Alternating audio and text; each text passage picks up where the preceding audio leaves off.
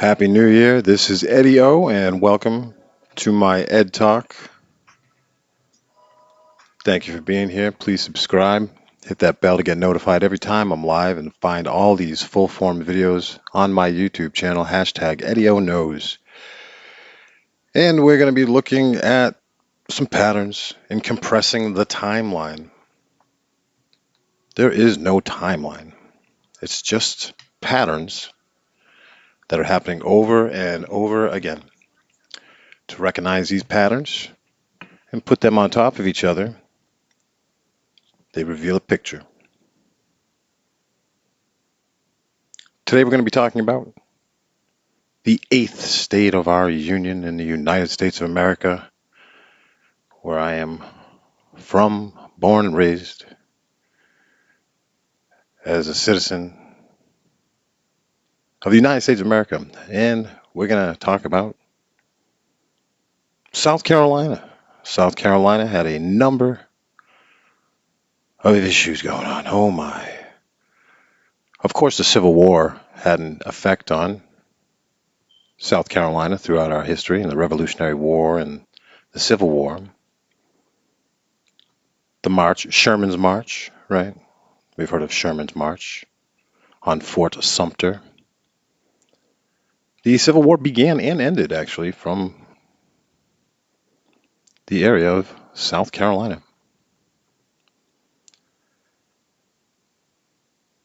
South Carolina is no stranger to what we call Great Fires. Why they're labeled as Great Fires, just another one of the patterns to evolve. Here we are in South Carolina, nice young man just living his life. Looks like he has a really large left hand in this picture, does it not? Is that a big hand? I don't know. He's definitely left-handed, I believe. But these were our citizens, these were our people. These are the times we're told about how the 1800s were, especially the 1700s. Oh my. Wooden structures, horses, wooden wheels, wagon wheel. Look, a wagon wheel.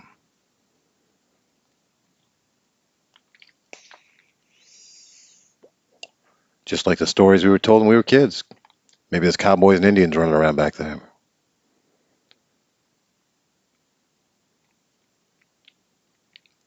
In these accounts of South Carolina, predominantly three cities we'll be talking about here in the Ed Talk today. The capital, Columbia, Charleston, originally named Charlestown from King Charles. And then when the Revolutionary War was over and independence was declared from Great Britain, they decided to keep the name Charlestown.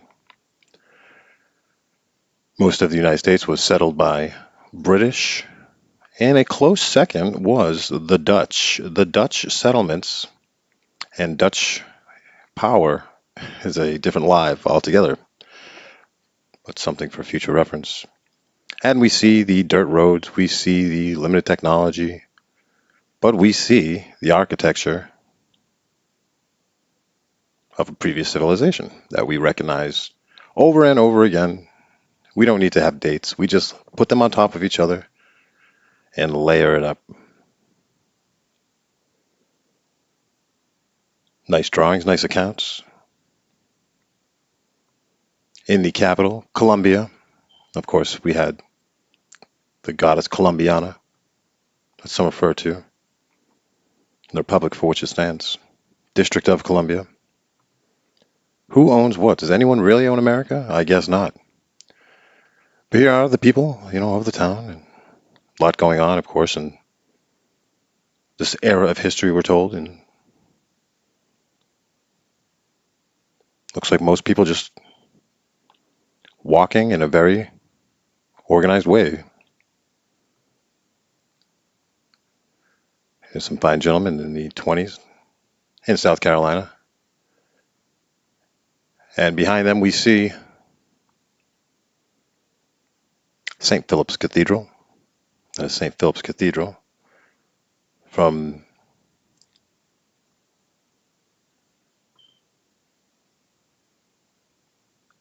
much long ago. So these architectures that we see from old world civilization and what they would call their banks, their state houses, their post office, whatever these important buildings would be that were here. Here we are in Columbia, and this is the state capitol building. The dome had been replaced because of all the many issues with the non-surviving buildings. Between the three towns we're going to be looking at, capital of South Carolina, Columbia, Charleston, and Greenfield. Greenfield's going to play a role. And between these three cities, how many great fires would three cities have? How many great fires would three cities have? Well, after the presentation, we'd be certainly glad to open a panel up after I'm finished doing my piece of informational research here. So of these three cities in the time of the Great Fires, we have 21 in the time of the Great Fires. We have 21 Great Fires. And hey, you know, your pal Eddie O does his research, puts in his time, and it takes time. If you'd like to invest in a little bit of my success, I'd appreciate it. So let's see some charts that Eddie O put together. We have up here, we have the city, South Carolina, or the state we're in right now. Evacuation story involved with any great fire, conflagration if you like, and also electrical storms. Time it took to evacuate, people that were evacuated, lives lost, buildings destroyed.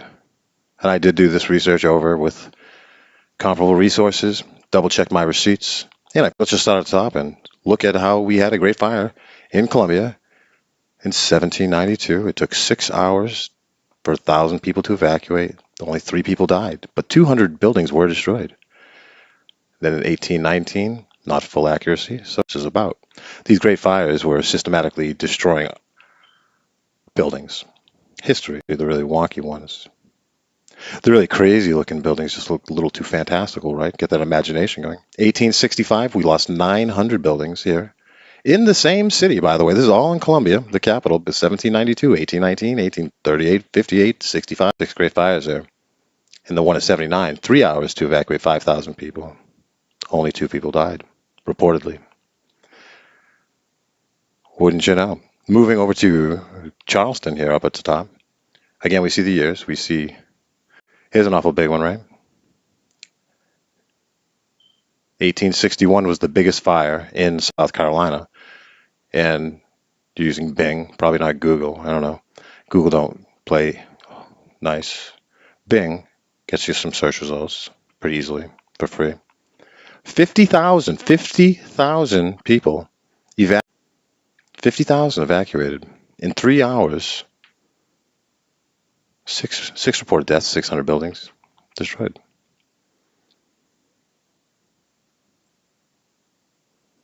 Is this a repeating pattern? Come to your own conclusions. But what we do see, and we can all agree upon, is repeating pattern. Flame, for the time when the whole city is ablaze, everyone would have to be gone by that time. Most of these great fires, I tell you, 4 out of 5 of them start at night. And they say, when was the fire put out? Gee, well, most of them were put out in a matter of 6 to 8 hours. That's great. That does not mean that there was 6 to 8 hour period of thousands of people to evacuate, right? How fast was the fully engulfment of fully ablaze? There's no phone, there's no bells. And these are buildings with floors and levels, elderly, young. And they all escape. They're all just flipping on out there. And the Civil War did have a big part because during the Civil War destruction of buildings makes you reassess what kind of weaponry our Civil War brother pit against brother were using against each other to cause such. There was a different removal, and these are all just wrapping paper stories.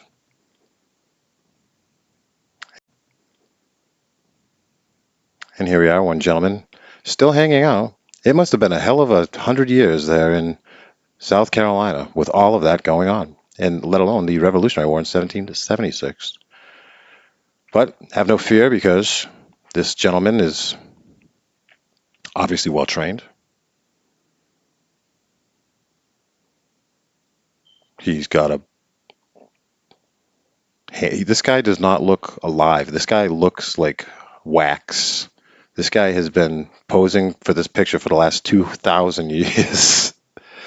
But that's okay, because we had people on the other team who said, you guys got to have this kind of beard. This is your look. You know, really, who came up with this? So, like, just do it. Put on this warrior gown with buckles. He's ready to go. And all their finest of weaponry.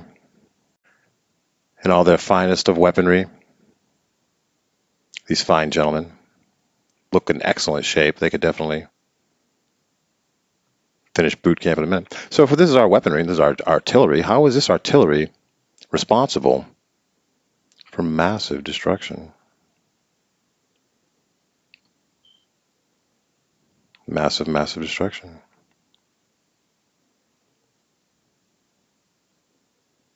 And we have our Fort Sumter. Fort Sumter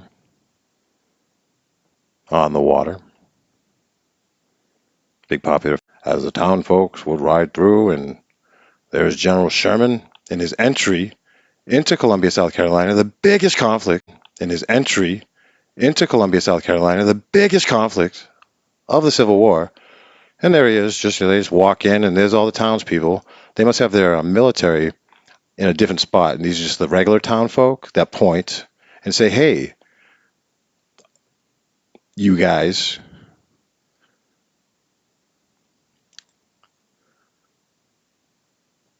But I guess cannonballs and incendiaries and controlled fires can destroy buildings of all types, level the earth.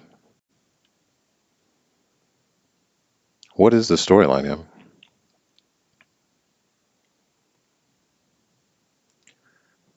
So much work to destroy so many buildings. Of what evidence? And why do certain buildings start off, especially those Capitol buildings, right? All our state Capitol buildings.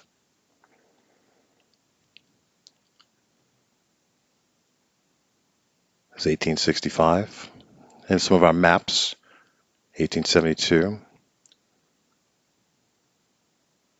Now, this is also a depiction around the same time of South Carolina. So this is a depiction of, kind of what we're told in the world. But then we have maybe a conflicting account when we look at some maps from very early. This is a zoom in. Don't you appreciate my effort and research, guys, in these presentations? You want to hit those likes, shares. If you'd like to support my research and my presentations, you send me a Cash App. We have 15 people in live right now. If everybody Cash Apps $1 to my Cash App, I can get a new set of headphones. And we can move forward to make these presentations to more people. So we have this account, 1862. But then, of course, we have maps around the same time that show a fully developed South Carolina. So some building looks awful big for them. You see kids trying to drive a car when they're little. They don't really, feet don't hit the pedals. And here we are with our telephone lines that were very abundant with a zillion wires. That didn't last for very long. And our roads. And our roads with those tracks. Were those tracks put there by these people? Absolutely effing not. Absolutely not. As we have another early map of the capital of Colombia. So all these great fires, take a look at, we got maybe 100,000 people evacuated here in 1858. 2,500 people evacuate in 2 hours, 3 lives lost.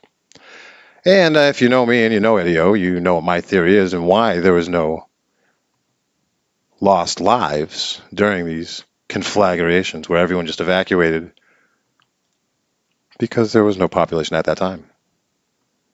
No one lived in these cities at that time. These world fairs were just accounts. Some towns have great fires. Some maybe natural disasters. That's hard to put together. But what if I told you, what if I also told you a couple more things? Well, one thing for another live is Fort Sumter is a star fort. But we'll do another time on some star forts. That's a little down the line, right? For our geometrically symmetrical star forts through Lamb. But of all these fires, 21 fires in those 3 cities alone in that short amount of time, what if I told you in South Carolina there was a World's Fair?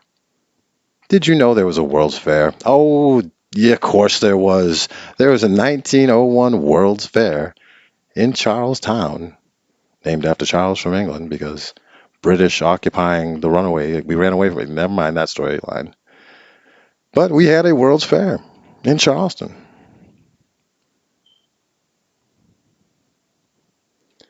And like the other fairs, it was lighting up the world in 1901. There was also a Buffalo World's Fair in 1901 as well on the other side, in Buffalo. But here we are in South Carolina for Charleston's World Fair, where about 1 million people came and, spent the day. How these millions of people get to all these World's Fairs? You know what? They didn't. These are all just for the camera, folks. This is all just for the camera. There wasn't a lot of pictures I could find on the World's Fair in Charleston. I did not know there was a World's Fair in Charleston, and I asked a crazy question. I'm like, hey, there's probably a World's Fair there too. Was there in South Carolina? Damn straight there was. In between all of these great fires, so 1901 to 1902, the 8 months it was open after constructing all these temporary buildings for years, as they do, they'll spend 2 years or so, 3 years sometimes, constructing all these temporary buildings for a World's Fair. Say that the World's Fair was open 6 to 8 months, had millions of guests, and then they demolish all of the buildings if there wasn't a fire attached to. So we have a 1901 Great Fire in 1901 with an evacuation from Charleston. The same year, South Carolina's Charlestown Exposition opens. Now there's a year and a half of 2 years of construction for all these quote unquote temporary structures, right? That's all temporary. That's all made out of hemp, paper mache, toothpicks, cigarette butts, paper, especially the interiors. There's not a lot of pictures of the interiors of these buildings. God, they probably make us cry. But so, this year, 1901, as this is opening for the millions of people that come in, there's a great fire in the same city, in the same town, Charleston. Fire in the same city, in the same town, Charleston. This is a fuzzy picture, but man, dude, this is real, bro. We could have been walking around here, and this ain't Disney World, some bullshit temporary. Disney World's temporary. This stuff was so real. Bye, later, bro.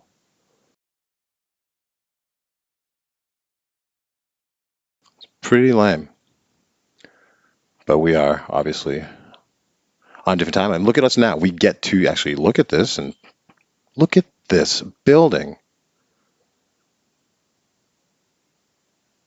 in the World's Great Fair Exposition which was named and titled. All the World's Fairs have a title. They're all agricultural, this and that, worldwide. They all have different titles attached to them. And this is the West India World Exposition in Charleston. And there was a West India Trading Company in my research on Istanbul, Constantinople. That's another live as well. We see the statues, we see the structure. Here's a span picture. Look at this. We cannot, man.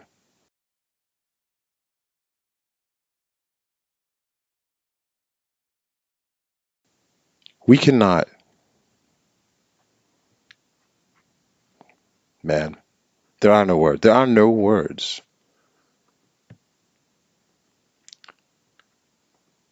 The world is just one big castle and it's all connected. All the tunnels underneath the ground. If all the tunnels weren't underground, it would just be a building now, wouldn't it?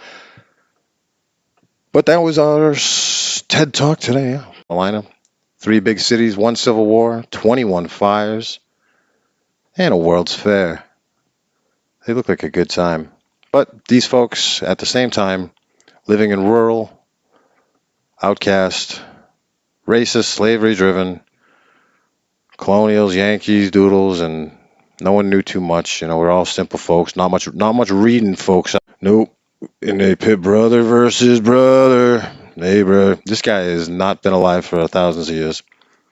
But no. Of course, I don't claim to know anything. I just claim to bring out some research and lay some patterns and compress this timeline. Just this presentation alone. How many different dates have I had here? Like 10, 20, 30, 20, all this, and the World Fair, and this, and the construction. All these dates and all these stories, guess what? It's all the same story. Just over and over and over and repeated. So the same in Charleston, down halfway down the screen, 3 hours, 2,500 people evacuated, 1 people died, and it's supposed to be 1,080 buildings were destroyed. Take any other one of these dates. Columbia. Let's go down to the smaller, the third, number 3, illusion times a man-made construct. I don't even come close to how unreal time is and how we're expanding upon making it, But it's just the same thing over and over and over again. And here's one compressed little live, one little story. Thank you guys very much. If you haven't liked, please do so. Please subscribe. Appreciate the gifts.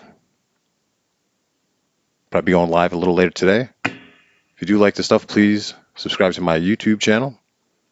Always open to working with others, doing interviews, presentations. Much love, guys. Happy New Year. Be safe out there driving around, And I'll see you guys around the chronosphere.